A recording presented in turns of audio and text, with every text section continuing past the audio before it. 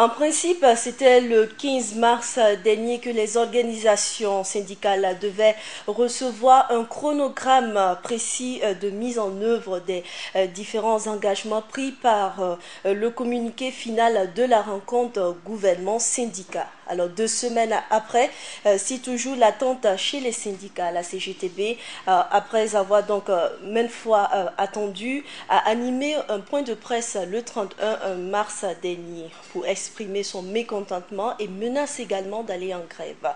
Ce sera la thématique de l'édito du jour avec notre éditorialiste, Madame Guigro, qui est sur ce plateau. Bonjour et bienvenue. Merci Alida, bonjour. Alors déjà, quelle est votre lecture de la situation actuelle entre entre le gouvernement et les syndicats? On peut penser à un manque de communication entre le gouvernement et les syndicats. Pourtant, tout semblait bien parti depuis lors, puisque on se rappelle la rencontre entre le gouvernement et les syndicats depuis le 23 février dernier. Et il s'agissait d'un rétablissement du dialogue qui avait été établi depuis la transition. Et à cette occasion, le Premier ministre avait eu à rappeler la situation du pays dans les domaines politiques, sociaux et aussi économiques. Il avait même profité de saluer la contribution des syndicats à l'avènement d'une ère nouvelle au Burkina Faso. Et ce dialogue était resté constant sous la transition, selon ses dires. Donc, à cette occasion aussi, il y a Blaise Yen, qui est le porte-parole des organisations syndicales, qui avait salué l'initiative de cette rencontre. Mais il faut souligner que la délégation des mouvements syndicaux qui étaient présents à cette rencontre comptait 26 membres et ils ont posé sur la table des négociations, des préoccupations qu'ils jugeaient urgentes à leur avis et qui devaient permettre à leurs mouvements sociaux de jouer leur partition dans l'ancrage de la démocratie au niveau du Burkina. Alors on a vu que les magistrats ont eu aujourd'hui gain de cause au vu des différents points de revendication des syndicats. Pensez-vous que cela n'est pas possible aujourd'hui? Bon, pour les syndicats, eux déjà, ils disaient qu'il fallait qu'on leur permette de jouer leur rôle d'ancrage démocratique au niveau du Burkina, leur rôle de critique, de veille et autres, et qu'il fallait aussi qu'on leur permette de chercher, de jouer ce rôle-là sans chercher à leur créer des problèmes ou à les traquer au niveau de leur lieu de service. Donc ils ont soulevé à ce sujet le licenciement de leurs camarades pour avoir protesté ou réclamé certaines choses pour leurs camarades. Donc c'est pour ça qu'ils ont demandé à ce que le dialogue soit renoué avec le patronat. Donc ils ont mis en garde à cette occasion-là les autorités quant à leur comportement, un comportement qui s'éloignerait du dialogue ou de ne pas répondre vis-à-vis de leurs doléances. Et avant de se quitter, les deux parties ils s'étaient félicités même de la qualité de la rencontre, la qualité des échanges qu'ils ont eus et ils s'étaient promis d'autres rencontres pour discuter des différentes revendications. Mais ce qu'il faut relever ici, c'est que à cette occasion, il y a le Premier ministre Paul Kavatieba qui avait profité pour éclaircir certaines choses avec les syndicats. C'est vrai qu'il avait salué la rencontre, l'esprit dans lequel ça s'était passé, mais pour lui, il fallait aussi que les syndicats soient réalistes quant à la situation socio-économique du pays. On sait déjà qu'il y a eu la situation des Korolwego qui est passée et récemment aussi, on sait que le pays, la SNC, la Semaine nationale de la culture, bat son plein. Mais malheureusement, il y a eu aussi l'incendie qui est venu un peu gâcher la fête du côté de Bobo Dioulasso. Donc on sait que le gouvernement, il est sur plusieurs fronts. Il est sur plusieurs fronts, il peut pas tout faire à la fois comme ça. Donc d'un côté, il faudrait aussi que les syndicats ils soient un peu compréhensifs vis-à-vis du gouvernement. Mais réalisme aujourd'hui? Pas forcément une excuse. Ce n'est pas forcément une excuse parce que c'est vrai qu'on demande aux syndicats d'être réalistes, mais où est-ce qu'on met le dialogue? Le dialogue qui était prôné par les deux parties, le dialogue que le gouvernement avait promis aux syndicats. Donc, on se dit que même s'ils sont occupés, comme l'a souligné Basson Mabazé lors de la rencontre dernière, même s'ils sont occupés, ils pouvaient faire une notification pour dire qu'ils n'étaient pas prêts à répondre vis-à-vis de leurs doléances ou bien contacter leur démembrement. Mais le silence actuellement tel que la situation règne, ce n'est pas du tout intéressant. De la part du gouvernement, bien sûr. Oui. Et sachant que nous partons sur la base d'engagements pris lors de la rencontre gouvernement-syndicat. Alors, Madame Guiraud, il n'y a pas eu uniquement cette rencontre avec le Premier ministre, il y a eu aussi celle avec le ministre du tutelle, c'est-à-dire le ministre Clément Sawadko. Alors, aujourd'hui, finalement, des dialogues, et au finish, il n'y a rien de concret.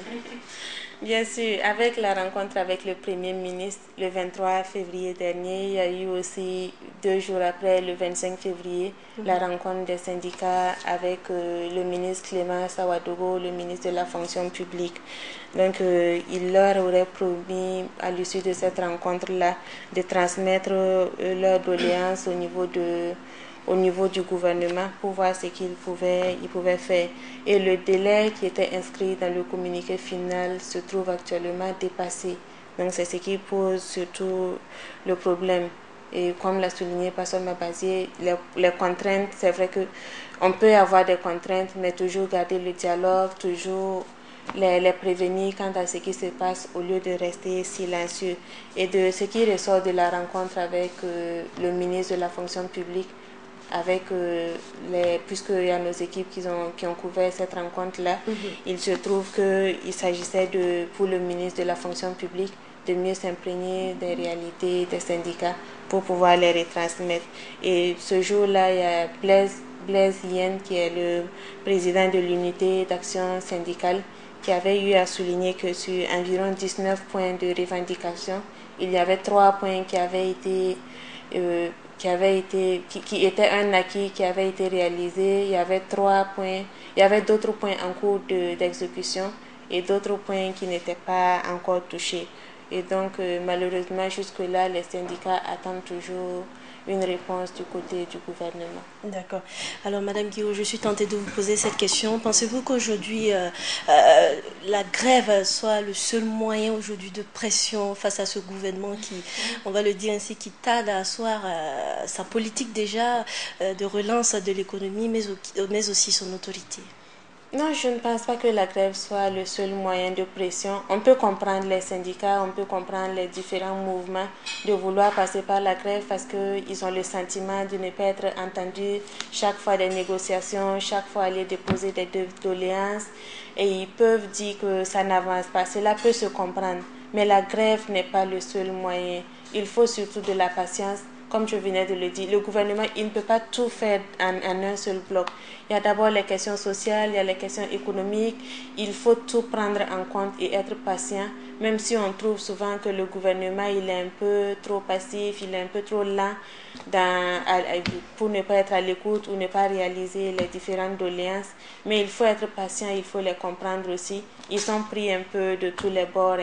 Il faut savoir aussi que la grève, quand les gens partent en grève, ils paralysent à quelque part la situation au niveau du pays. Il y a plusieurs domaines qui peuvent en pâtir. Donc il faudrait aussi souvent qu'on tienne compte de la population, des réalités. Voilà, et surtout le dialogue, échanger. Et je me dis que ça peut aboutir à force de patience et de compréhension. Vous l'avez dit, c'est pas une excuse de la part donc de ce gouvernement, mais on sait qu'avant la prise de fonction de ce gouvernement également, on les avait prévenus qu'il n'y aurait pas de trêve sociale. Et il y a eu la rencontre au gouvernement syndicat, des engagements ont été pris, par manque de communication, on se voit amener à une menace de grève. Alors aujourd'hui, que doit faire le gouvernement pour parer cela? Je pense que le gouvernement doit d'abord briser le silence qu'il y a actuellement, parce que c'est ce qui veut amener les syndicats en grève. Ils trouvent qu'on ne leur répond pas, on ne leur dit pas ce qui se passe, alors que le délai est déjà passé. Depuis, on est actuellement en avril et le délai il est vraiment passé. 2 semaines après, c'est toujours le silence. Donc, la première des choses que le gouvernement doit faire, c'est de briser le silence, qu'il explique aux syndicats ce qui se passe, pourquoi est-ce que jusque-là il n'y a rien, pourquoi il n'y a pas de nouvelles, et entamer de nouvelles négociations pour voir comment réaliser ces doléances. S'ils ne peuvent pas aussi, qu'ils soient clairs. Donc tout se fait par la communication, c'est ce qu'il faut actuellement. Donc finalement ces engagements seront caduques? S'il faille aller à de nouvelles négociations. Pas forcément des négociations, mais que les deux parties se comprennent. Parce que si les deux parties, chacun est de son côté, ils n'échangent pas, là on ne peut pas aboutir à quelque chose. Négocier, échanger, mais surtout être aussi concret dans les actes et qu'ils tiennent aussi parole par rapport aux engagements qu'ils ont pris. D'accord. Et à l'endroit, en quelques mots, à l'endroit de ces syndicats-là? À l'endroit des syndicats, c'est d'abord la compréhension qu'on leur demande du côté du gouvernement, comprendre, être patient. C'est bien la sortie médiatique qu'ils ont fait pour demander ce qui se passe. Ils trouvent qu'ils sont impatients. Au moins, ils se sont exprimés. Mais il faut surtout de la compréhension, de la patience. La grève, actuellement, je ne pense pas que ce soit le moment. D'accord. Merci d'être passé sur ce plateau. Merci. Mesdames et messieurs, c'est donc fini pour l'édito du jour avec Madame Guigro. Édito que vous pourrez naturellement retrouver sur notre page Facebook burkinafo.tv.